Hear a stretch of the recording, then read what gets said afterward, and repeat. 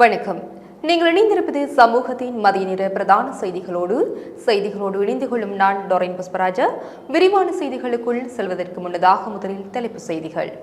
ரணிலால் பதவி நீக்கப்பட்ட ரோசான் ரணசிங்க ஜனாதிபதி தேர்தல் களத்தில். ரணிலுக்கு ஆதரவளிக்க ராஜித சேனாரத்ன எம்பி தீர்மானம். இலங்கை ஜனாதிபதி தேர்தலை கண்காணிக்க வரும் வெளிநாட்டு அமைப்புகள். ஜனாதிபதி தேர்தலில் எந்த ஒரு வேட்பாளருக்கும் ஆதரவில்லை, சந்திரிகா அதிரடி. நாடாளுமன்ற உறுப்பினர் பதவியை மகிழ்ச்சியுடன் ஏற்க தயார், ஹிரணிகா அறிவிப்பு. உக்ரைன் அதிகாரிகளால் போர் கைதிகளாக தடுத்து வைக்கப்பட்டுள்ள 5 இலங்கையர்கள். தனியார் துறை ஊழியர்களுக்கு மகிழ்ச்சி அறிவிப்பு, அதிகரிக்கும் சம்பளம். மனைவியின் வீட்டில் சடலமாக மீட்கப்பட்ட வைத்தியர், அனுராதபுரத்தில் சம்பவம். அதிகரிக்கும் டெங்கு நோயாளர்களின் எண்ணிக்கை, சுகாதார அமைச்சு எச்சரிக்கை.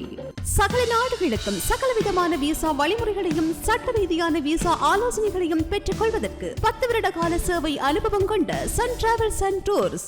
எதிர்வரும் ஜனாதிபதி தேர்தலில் போட்டியிட உள்ளதாக முன்னாள் விளையாட்டுத்துறை அமைச்சர் ரோசான் ரணசிங்க அறிவித்துள்ளார். நேற்றைய தினம் இடம்பெற்ற நிகழ்வொன்றில் கலந்து கொண்டு உரையாற்றும் போதே அவர் மேற்கண்டவாறு தெரிவித்துள்ளார். இதேவேளை ஜனாதிபதி ரணில் விக்ரமசிங்க, எதிர்க்கட்சித் தலைவர் சஜித் பிரேமதாச, தேசிய மக்கள் சக்தியின் தலைவர் அனுரகுமார திசாநாயக்க, சாரத் பொன்சேகா, விஜயதாச ராஜபக்ச உள்ளிட்ட பலர் ஜனாதிபதி தேர்தலில் போட்டியிடுவதற்காக களமிறங்கியுள்ளனர். இந்த நிலையில் ஸ்ரீலங்கா பொதுஜன பெரமுன கட்சி சார்பில் நாமல் ராஜபக்சவும் ஜனாதிபதி தேர்தலில் போட்டியிட உள்ளதாக உத்தியோகபூர்வ அறிவிப்பு வெளியாகியுள்ள நிலையில் நாட்டின் தேர்தல் களம் நாளுக்கு நாள் தீவிரமடைகின்றது. இவ்வாறான நிலையிலேயே முன்னாள் விளையாட்டுத்துறை அமைச்சர் ரோசான் ரணசிங்க தானும் தேர்தலில் களமிறங்க உள்ளதாக அறிவித்துள்ளார். மேலும் இலங்கை கிரிக்கெட் சபை தொடர்பில் கடந்த காலங்களில் முன்வைக்கப்பட்ட குற்றச்சாட்டுகள் மற்றும் முருகல் நிலை காரணமாக ரோசான் ரணசிங்க விளையாட்டுத்துறை அமைச்சர் பதவியிலிருந்து ஜனாதிபதி ரணில் விக்ரமசிங்கவினால் கடந்த வருடம் பதவி விலக்கப்பட்டார். அதன் பின்னரான நாட்களில் அரசியல் மேடைகளில் ரணில் விக்ரமசிங்கவை முன்னாள் அமைச்சர் ரோசான் ரணசிங்க காட்டமாக விமர்சித்து வந்தமையும் குறிப்பிடத்தக்கது. ஜனாதிபதி ரணில் விக்ரமசிங்கவுக்கு ஆதரவாக ஐக்கிய மக்கள் சக்தியின் பாராளுமன்ற உறுப்பினர் வைத்தியர் ராஜித சேனாரத்ன நாளை அரசாங்கத்தில் இணையவுள்ளார். கொழும்பு குணப்பிட்டிய ஹங்கராம விகாரியில் நடைபெறவுள்ள வைபவம் ஒன்றில் ஜனாதிபதிக்கு ஆதரவு தெரிவித்து அரசாங்கத்தில் இணைந்து கொள்ள திட்டமிட்டுள்ளதாக சொல்லப்படுகிறது. ராஜித சேனாரத்ன நேற்று களுத்துறை மாவட்டத்தில் தனது செயற்பாட்டாளர்களை அழைத்து ஆலோசனை நடத்தினார். அங்கு ஜனாதிபதி ரணில் விக்ரமசிங்க எவ்வாறு பொருளாதாரத்தை கட்டி எழுப்பினார் என்பது குறித்த விவரங்களை அவர் கலந்துரையாடினார். 2024 ஆண்டு செப்டம்பர் 21 நடைபெறவுள்ள ஜனாதிபதி தேர்தலை கண்காணிக்க சர்வதேச கண்காணிப்பாளர்களுக்கு தேர்தல்கள் ஆணைக்குழு அனுமதி வழங்கியுள்ளது. தேர்தல்கள் ஆணைக்குழுவின் தலைவர் RMAL ரத்நாயக்க இதனை தெரிவித்துள்ளார். ஐரோப்பிய ஒன்றியம் மற்றும் பொதுநலவாய நாடுகளின் தேர்தல் கண்காணிப்பாளர்களுக்கு வாக்கெடுப்பை கண்காணிக்க அதிகாரம் வழங்கப்பட்டுள்ளதாக ரத்நாயக்க குறிப்பிட்டுள்ளார். அந்த அமைப்புகள் விடுத்த கோரிக்கைக்கு இணங்க இந்த அனுமதி வழங்கப்பட்டுள்ளது. இதன்படி எதிர்வரும் நாட்களில் ஐரோப்பிய ஒன்றியம் மற்றும் பொதுநலவாய நாடுகளின் தேர்தல் கண்காணிப்பு குழுக்கள் இலங்கைக்கு விஜயம் செய்ய உள்ளதாக தெரிவிக்கப்படுகிறது. எதிர்வரும் ஜனாதிபதி தேர்தலில் போட்டியிடும் எந்தவொரு வேட்பாளருக்கும் ஆதரவு அளிக்கப் போவதில்லை என்று முன்னாள் ஜனாதிபதி சந்திரிகா பண்டாரநாயக்க குமாரதுங்க தெரிவித்துள்ளார். அத்தனகல்ல தொகுதி ஸ்ரீலங்கா சுதந்திர கட்சி உறுப்பினர்களுடன் இடம்பெற்ற விசேட கலந்துரையாடலின் போதே அவர் இதனை குறிப்பிட்டுள்ளார். இந்த விசேட கலந்துரையாடல் நெட்டம்புவ ஹொரகுள்ள பண்டாரநாயக்க ஞாபகார்த்த நூலக வளாகத்தின் முதல் மாடியில் உள்ள கேட்போர் கூடத்தில் இடம்பெற்றது. எதிர்வரும் ஜனாதிபதி தேர்தல் தொடர்பில் ஸ்ரீலங்கா சுதந்திர கட்சியின் செயற்பாட்டாளர்களை அழைத்து சந்திரிகா தனது நிலைப்பாட்டை தெரிவித்துள்ளார். ஸ்ரீலங்கா சுதந்திர கட்சியின் உறுப்பினர்கள் சிலர் ஜனாதிபதி வேட்பாளர் சஜித் பிரேமதாசவுக்கு ஆதரவளிக்குமாறு கோரிக்கை விடுத்தனர். அங்கு கருத்து தெரிவித்த சந்திரிகா தான் எந்த வேட்பாளருக்கும் ஆதரவளிக்கப் போவதில்லை எனவும் குறிப்பிட்டுள்ளார். அதேவேளை ஸ்ரீலங்கா சுதந்திர கட்சி உறுப்பினர்கள் தாங்கள் விரும்பும் ஜனாதிபதி வேட்பாளருக்கு ஆதரவளிப்பதில் தனக்கு எந்தவித ஆட்சேபனையும் இல்லை என தெரிவித்துள்ளார். தான் ஸ்ரீலங்கா சுதந்திர கட்சியின் பழைய உறுப்பினர் எனவும் மேலும் தெரிவித்துள்ளார். நாடாளுமன்ற உறுப்பினர் பதவி வழங்கப்பட்டால் மகிழ்ச்சியுடன் ஏற்றுக்கொள்வதாக கிருணிகா பிரேமச்சந்திர தெரிவித்துள்ளார். ஐக்கிய மக்கள் சக்தியின் தேசிய பட்டியலில் நாடாளுமன்ற உறுப்பினராக கடமையாற்றிய ஹரின் பெர்னாண்டோ நீதிமன்ற உத்தரவின் அடிப்படையில் பதவியை இழந்தார். இதனால் ஏற்பட்டுள்ள வெற்றிடத்திற்காக தாம் நியமிக்கப்பட்டால் அந்த பதவியை மகிழ்ச்சியுடன் ஏற்றுக்கொள்வதாக கிருணிகா தெரிவித்துள்ளார். எனினும் அந்த பதவியை தமக்கு வழங்குமாறு எந்தவொரு சந்தர்ப்பத்திலும் கோரியதில்லை எனவும் அவர் குறிப்பிட்டுள்ளார். மேலும் சஜித் பிரேமதாசவை ஊடக நிறுவனங்களின் தேவைக்கு ஏற்ற வகையில் ஆட்டுவிக்க முடியாது என அவர் சுட்டிக்காட்டியுள்ளார். கிருணிகாவிற்கு தேசிய பட்டியல் ஆசனம் வழங்குவதற்கு ஊடக நிறுவனம் ஒன்று எதிர்ப்பை வெளியிட்டதாக வெளியான தகவல் குறித்து எழுப்பப்பட்ட கேள்விக்கு அவர் இவ்வாறு பதிலளித்துள்ளார். ரணில் விக்ரமசிங்கே ஜனாதிபதி போட்டியிலிருந்து விலகிக் கொள்ள வேண்டும் என்று தேசிய ஜனநாயக முன்னணி ஜனாதிபதி வேட்பாளர் விஜயதாச ராஜபக்ஷ தெரிவித்துள்ளார். தேசிய ஜனநாயக முன்னணி நேற்று கொழும்பில் நடத்திய செய்தியாளர் சந்திப்பில் கலந்து கொண்டு கருத்து தெரிவிக்கையிலேயே அவர் இவ்வாறு குறிப்பிட்டுள்ளார். ஜனாதிபதியின் ஆலோசகர் ஒருவரும் வேட்பாளராக போட்டியிடுகிறார். ஜனாதிபதியின் ஆலோசகர் ஒருவர் வேட்பாளராக வருவதாக இருந்தால் அது ஜனாதிபதியை ஊக்குவிப்பதற்கே போட்டியிடுகிறார் என்பது எவரும் புரிந்து கொள்ளலாம். இந்த செயல் சட்டவிரோதமானதாகும். இது தொடர்பில் ஜனாதிபதி வெட்கப்பட வேண்டும். ஜனாதிபதி இந்தளவு கீழ்மட்டத்துக்கு செல்வதாக இருந்தால் அவர் போட்டியிலிருந்து விலகிக் கொள்ள வேண்டும். இந்த முறை ஜனாதிபதி தேர்தலில் போட்டியிடுவதற்கு இதுவரை 27 பேர் கட்டுப்பணம் செலுத்தியிருக்கின்றனர். இது ஜனநாயக உரிமையை துஷ்பிரயோகம் செய்யும் செயலாகும். இதேவேளை நானே ஸ்ரீலங்கா சுதந்திர கட்சியின் உத்தியோகபூர்வமான தலைவர். ஸ்ரீலங்கா சுதந்திர கட்சி சார்பாகவே நான் போட்டியிடுகிறேன். இடைக்கால தடை உத்தரவு இருப்பதனால் அதனை பயன்படுத்துவதில்லை. கூட்டணி அமைத்து போட்டியிடும் போது கட்சியை யாரும் ஊக்குவிப்பதில்லை. போட்டியிடும் கட்சியையும் சின்னத்தையுமே ஊக்குவிக்கின்றனர்.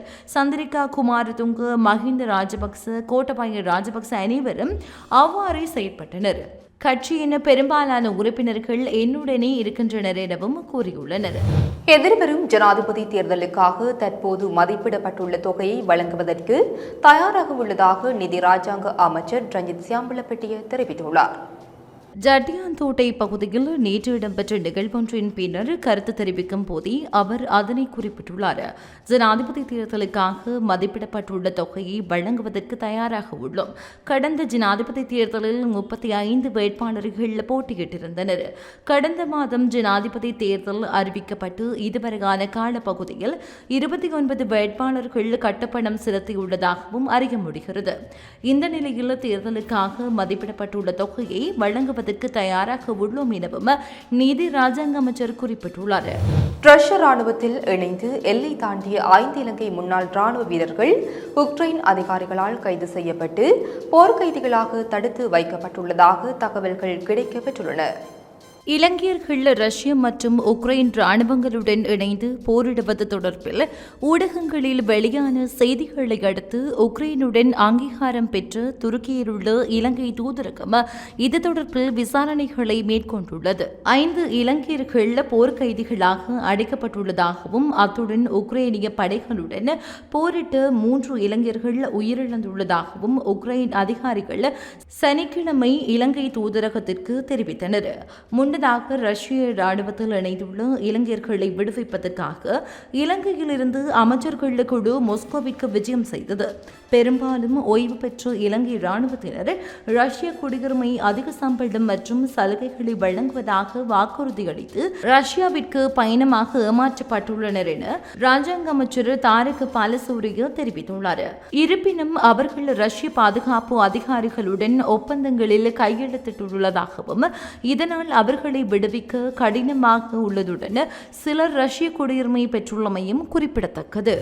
தனியார் துறை ஊழியர்களுக்கான ஊதியத்தை அதிகரிக்க அரசாங்கம் மேற்கொண்டுள்ளது. குறைந்தபட்ச மாதாந்த ஊதியத்தை 17,500 ரூபாவாகவும் குறைந்தபட்ச நாளாந்த ஊதியத்தை 700 ரூபாவாகவும் அதிகரிக்க திட்டமிட்டுள்ளது.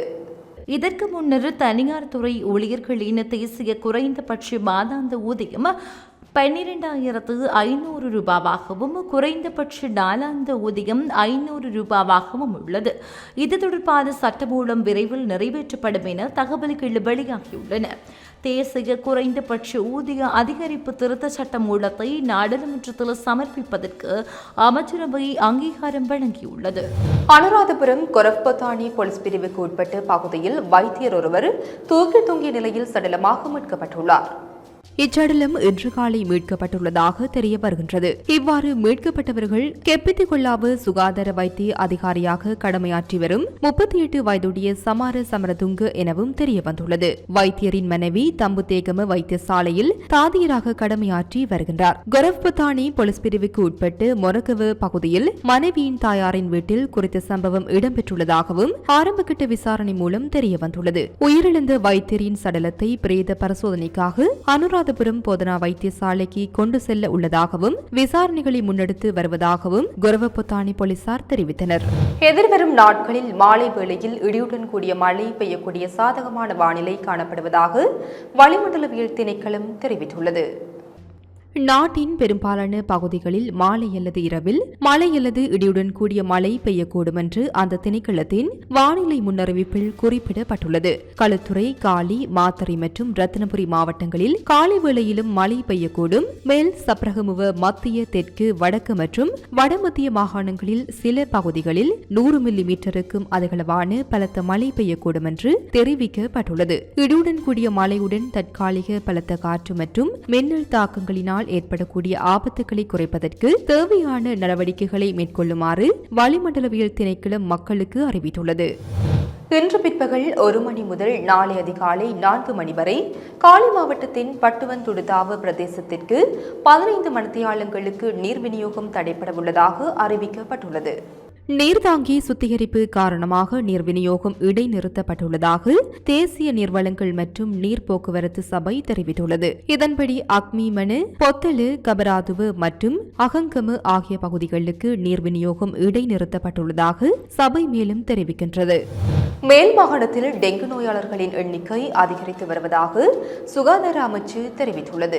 இதற்கு அமைய மேல் மாகாணத்தில் 13,781 டெங்கு நோயாளர்கள் அடையாளம் காணப்பட்டுள்ளனர். இந்த வருடத்தின் ஆகஸ்ட் மாதம் வரையான காலப்பகுதியில் 33,961 டெங்கு நோயாளர்கள் பதிவாகியுள்ளனர். கொழும்பு மாவட்டத்தில் மாத்திரம் 8,179 பேர் டெங்கு தொற்றுடன் அடையாளம் காணப்பட்டுள்ளனர். அத்துடன் இந்த வருடத்தின் இதுவரையான காலப்பகுதியில் டெங்கு தொற்று உறுதியானவர்களில் 16 பேர் உயிரிழந்ததாக சுகாதார அமைச்சு தெரிவித்துள்ளது.